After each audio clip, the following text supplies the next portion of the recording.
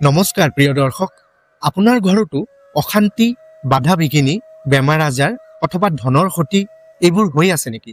যদি হৈ আছে, এই সকলোবোৰৰ আঁৰত মূল কাৰণ হৈছে আপোনাৰ ঘৰত লুকাই থকা কিছুমান অশুভ বস্তু। এই বস্তুবোৰ যদি আপোনাৰ ঘৰত থাকে, তেনেহ'লে ঘৰৰ পৰা সুখ সমৃদ্ধি, টকা পইচা আদি নোহোৱা হৈ যাব। সেইবাবে ৰথযাত্ৰাৰ আগতেই ঘৰৰ পৰা এই বস্তুবোৰ আঁতৰাই পেলোৱাটো অতিকৈ আৱশ্যকীয়। এই বস্তুবোৰে আপোনাৰ জীৱনত দুৰ্ভাগ্য কঢ়িয়াই অনাৰ লগতে আপোনাৰ ঘৰখনত নেতিবাচক শক্তিক আকৰ্ষণ কৰে। ৰথযাত্ৰা হৈছে এটি পবিত্ৰ উৎসৱ।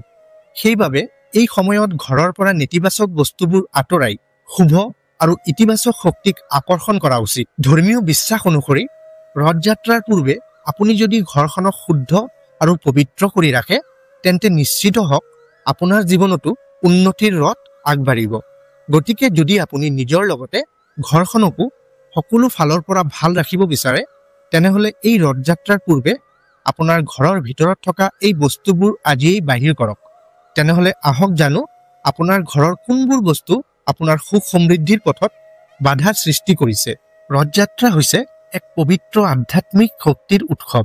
বিশ্বাস কৰা হয় যে এই পবিত্ৰ সময়ছোৱাত ভগৱান জগন্নাথ দেৱ নিজে ৰথত উঠি ভক্তসকলৰ ঘৰত আগমন কৰে। সেইবাবে ভগৱান জগন্নাথৰ বিশেষ কৃপা পাবলৈ ঘৰখনক শুদ্ধ, পবিত্ৰ আৰু ইতিবাচক কৰি ৰখাটো অতিকৈ আৱশ্যকীয়। প্ৰিয় দৰ্শক, এতিয়া ক'বলৈ ওলাইছো ৰথযাত্ৰাৰ পূৰ্বে কোনবোৰ বস্তু ঘৰৰ পৰা বাহিৰ কৰাটো অত্যন্ত আৱশ্যকীয়। ১ নম্বৰ, এনে বহু মানুহ আছে যিসকলে নিজৰ ঘৰত বহু বছৰ বছৰ ধৰি পুৰণি আৰু অলাগতিয়াল কাপোৰ সাঁচি ৰাখে, যিবোৰ কেতিয়াও কোনো কামত ব্যৱহাৰ কৰা নহয়। এই ধৰণৰ পুৰণি কাপোৰবোৰ ঘৰত ৰাখিলে ই এক ধৰণৰ নেতিবাচক শক্তিৰ সৃষ্টি কৰে। আধ্যাত্মিক দৃষ্টিভংগীৰ ফালৰ পৰা যিকোনো বস্তু যদি ঘৰত বহুদিন ধৰি অচল অৱস্থাত থাকে, সেয়া দিনক দিনে নেতিবাচক শক্তিক আকৰ্ষণ কৰে। পুৰণি আৰু অলাগতিয়াল কাপোৰবোৰত জমা হোৱা ধূলি বালি, বেয়া গোন্ধ, এই অৱস্থাই সেই বস্তুবোৰক নেতিবাচক শক্তিৰ আধাৰ কৰি তোলে। বিশেষকৈ ৰথযাত্ৰাৰ দৰে পবিত্ৰ সময়ত এই ধৰণৰ বস্তু ঘৰত ৰখাটো অশুভ বুলি গণ্য কৰা হয়। সেইবাবে এই পবিত্ৰ ৰথযাত্ৰাৰ আগতেই ঘৰৰ পৰা পুৰণি আৰু অলাগতিয়াল কাপোৰবোৰ আঁতৰাই পেলোৱাটো কেৱল ঘৰখনক চাফা কৰাই নহয়, ঘৰত শুভ শক্তিৰ প্ৰভাৱ বজাই ৰখাৰ বাবে এক আৱশ্যকীয় পদক্ষেপ। ২ নম্বৰ, ভঙা বস্তু যেনে বাচন বৰ্তন, ফাৰ্নিচাৰ বা ঘৰৰ আন যিকোনো ভঙা সামগ্ৰী ঘৰত ৰাখি থোৱাটো অশুভ বুলি গণ্য কৰা হয়। এই ভঙা বস্তুবোৰ ঘৰত থাকিলে ই কেৱল সৌন্দৰ্য হ্ৰাস কৰাই নহয়, ঘৰত দুৰ্ভাগ্য কঢ়িয়াই আনে।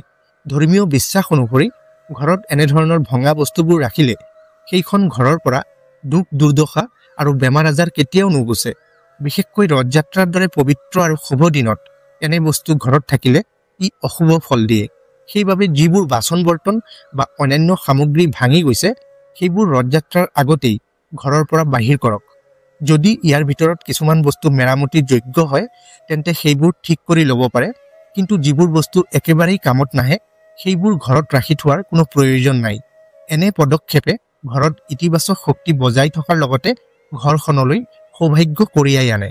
৩ নম্বৰ, ঘৰত জমা হৈ থকা অপ্ৰয়োজনীয় কাগজ পত্ৰ, পুৰণি বিল, কামত নহা নথি পত্ৰ, এইবোৰে ঘৰখনৰ পৰিৱেশত অশান্তি আৰু বিশৃংখলতাৰ সৃষ্টি কৰে। আপুনি হয়তো এইবোৰ বস্তুৰ ফালে কেতিয়াও মন নিদিয়ে, কিন্তু আপোনাৰ ঘৰত থকা এই অলাগতিয়াল কাগজ পত্ৰবোৰেই এক ধৰণৰ নেতিবাচক শক্তিক আকৰ্ষণ কৰে, যাৰ ফলত আপোনাৰ ঘৰখনৰ উন্নতিত বাধাৰ সৃষ্টি হয়। গতিকে এই ৰথযাত্ৰাৰ আগতেই এনেধৰণৰ অলাগতিয়াল কাগজ পত্ৰবোৰ ঘৰৰ পৰা আঁতৰাই পেলোৱাটো অত্যন্ত প্ৰয়োজনীয়। কিন্তু ইয়াৰ ভিতৰত যিবোৰ কাগজ পত্ৰ আপোনাৰ দৰকাৰী, সেইবোৰ ৰাখি বাকী অলাগতিয়াল কাগজ পত্ৰবোৰ একেবাৰে আঁতৰাই পেলাওক। এনে কৰিলে আপোনাৰ ঘৰখন সুখ সমৃদ্ধিৰে ভৰি পৰিব। ৪ নম্বৰ, মৃত ব্যক্তিৰ ব্যৱহৃত কাপোৰ, ব্যৱহাৰ কৰা যিকোনো বস্তু ঘৰত বহু সময় ধৰি ৰাখি থোৱাটো ধৰ্মীয় দৃষ্টিভংগীৰ ফালৰ পৰা অত্যন্ত অশুভ বুলি গণ্য কৰা হয়। এই বস্তুবোৰে মৃত ব্যক্তিৰ স্মৃতি বহন কৰাৰ ফলত ই ঘৰত এক ধৰণৰ বিষাদ আৰু নেতিবাচক শক্তিৰ সৃষ্টি কৰে। বিশেষকৈ ৰথযাত্ৰাৰ এই পবিত্ৰ দিনত মৃত ব্যক্তিৰ ব্যৱহৃত এই বস্তুবোৰ ঘৰত থাকিলে দুৰ্ভাগ্য অহাটো নিশ্চিত। গতিকে এই বস্তুবোৰ যদি কাৰোবাৰ প্ৰয়োজনত আহে, তেন্তে দান কৰি দিয়ক, নহ'লে এতিয়াই ঘৰৰ পৰা আঁতৰাই পেলাওক। এনে কৰিলে আপোনাৰ ঘৰত ইতিবাচক শক্তিৰ প্ৰবাহ বৃদ্ধি পাব। 5 নম্বৰ, আপোনাৰ পূজা ঘৰত যদি ভগৱানৰ ভঙা মূৰ্তি থৈ দিয়া আছে বা ভগৱানৰ কোনো ফটো ফটা চিঙা অৱস্থাত আছে, তেন্তে অতি সোনকালে এইবোৰ ঘৰৰ পৰা আঁতৰাই পেলাওক। ধৰ্মীয় বিশ্বাস অনুসৰি ভগৱান পূৰ্ণ ৰূপত পূজনীয়, কিন্তু ভাঙি যোৱা মূৰ্তি বা ফটা চিঙা ভগৱানৰ ফটো হ'ল অপূৰ্ণ শক্তিৰ সূচক। শাস্ত্ৰ অনুসৰি ভঙা মূৰ্তি পূজাৰ বাবে যোগ্য নহয়, লগতে ই বাস্তু দৃষ্টিকোণৰ পৰাও অতি অশুভ। এনে ভঙা মূৰ্তিক পূজা কৰিলে ই ঘৰত এনে অশুভ শক্তিৰ প্ৰৱেশ ঘটায়, যিয়ে সংসাৰত অশান্তি, বেমাৰ আজাৰ আৰু বাধা উৎপন্ন কৰে।